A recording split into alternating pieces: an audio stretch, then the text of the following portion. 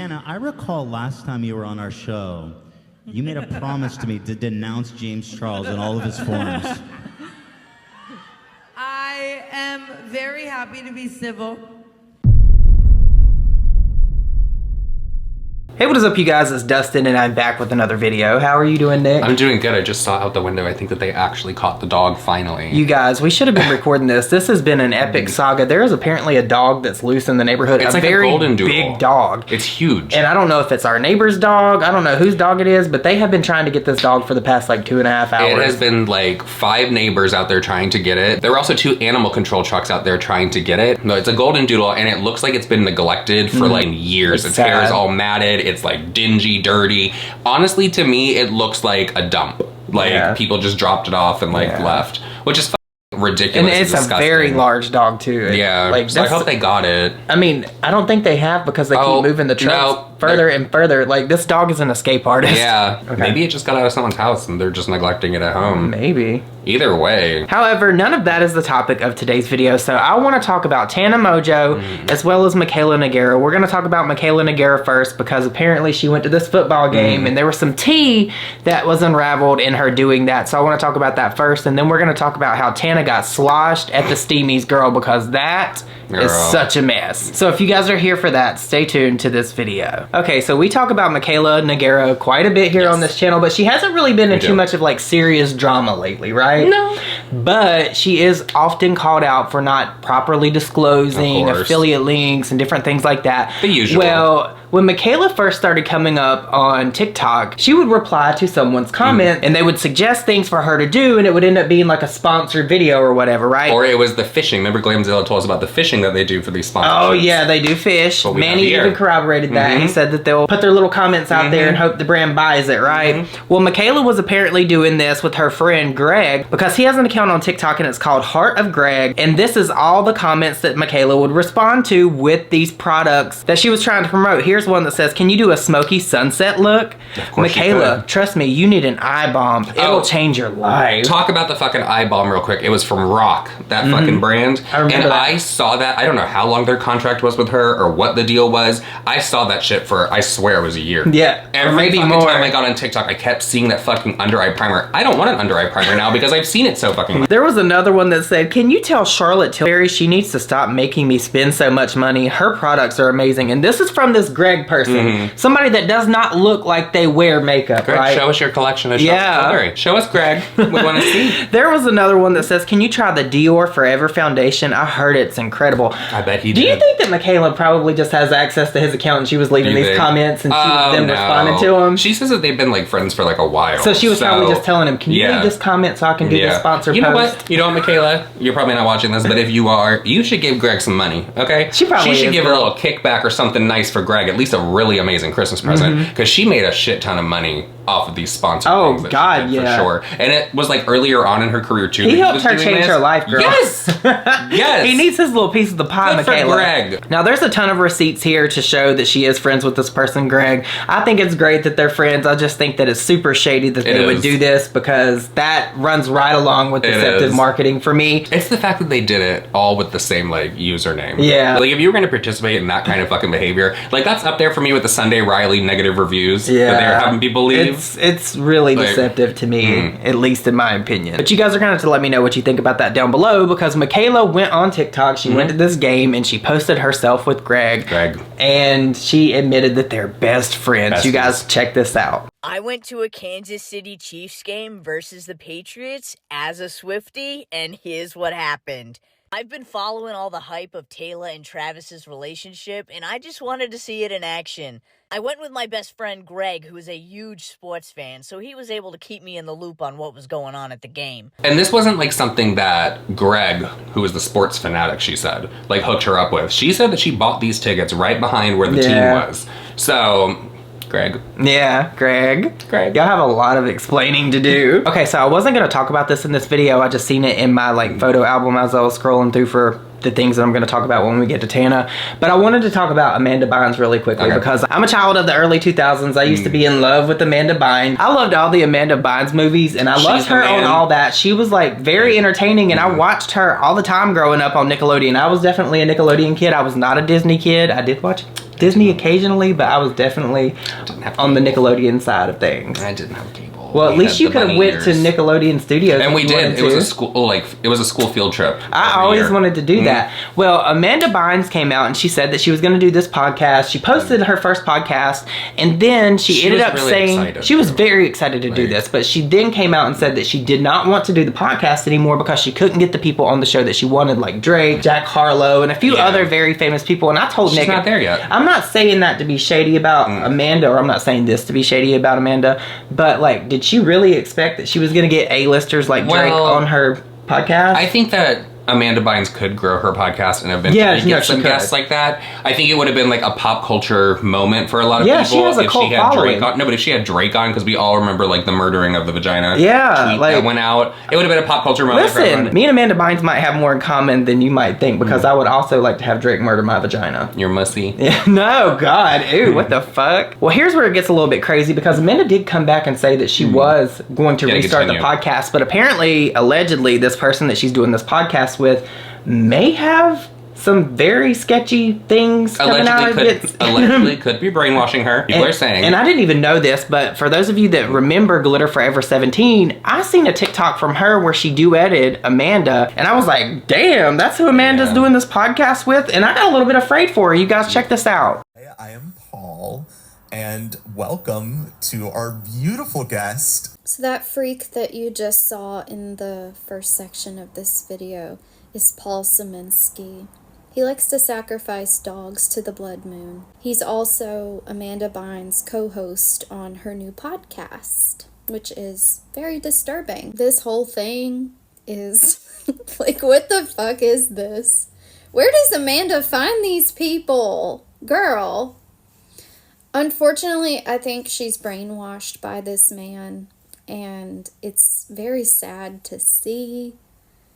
He looks like, I don't know what the fuck that thing is. He looks fake as fuck. He's manipulative, allegedly. And I don't know. Somebody needs to get this girl some help. Like, seriously.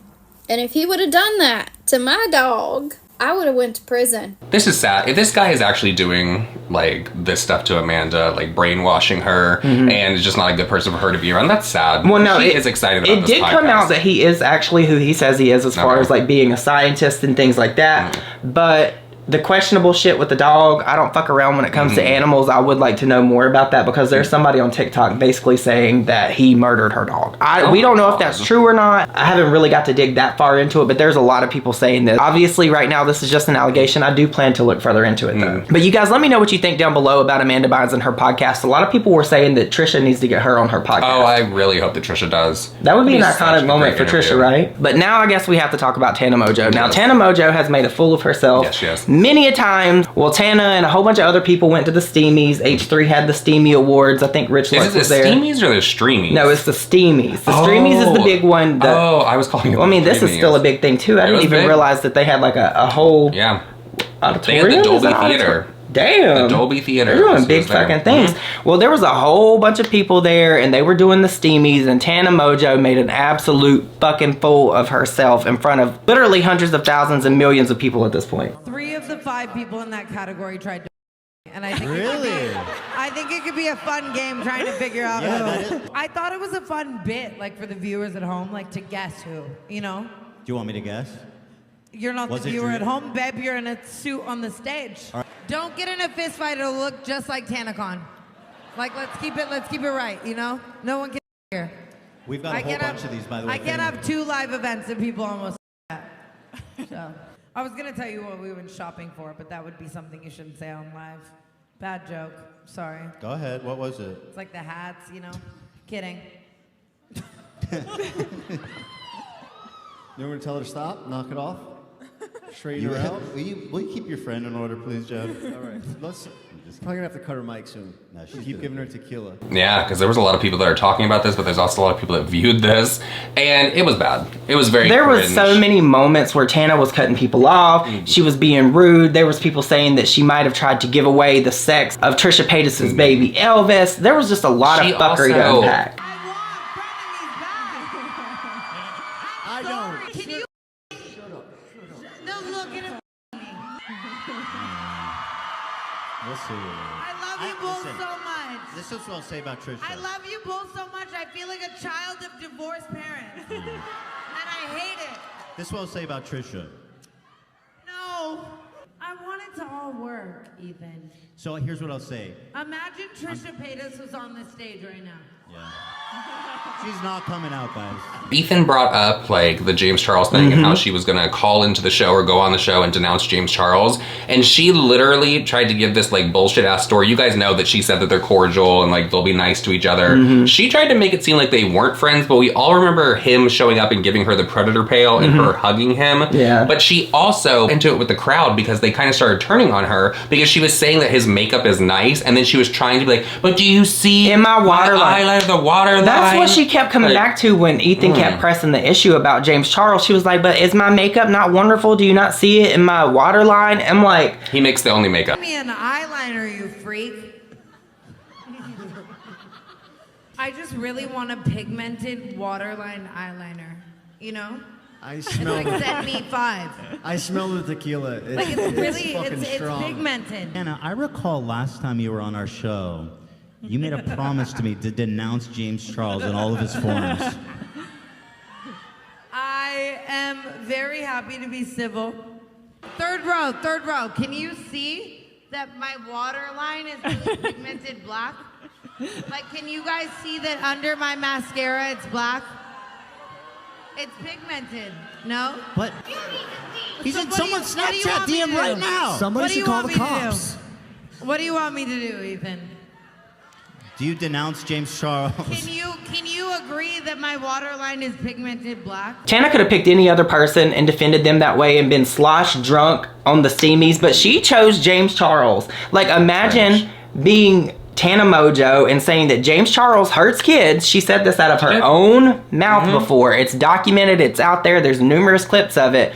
And then making up with him just to make a fool of yourself on the Steamies. I hope Ethan presses her ass more about this. They should have like got that. Remember, like back in the day, they got the big old hook and they would yank someone off the stage. Yeah, I was the waiting for shepherd's them hook. to do that to her because it was bad. They should have cut her fucking mic. That's what they should have done. I think they did at one point, but even Jeff was like, "Don't give her any more tequila." Yeah, like like Tana normally is drunk most of the time, but like at this award show specifically, she was sloshed. Well, some people said that she was on Twitter, like telling people that she was not drunk at all. So, girl.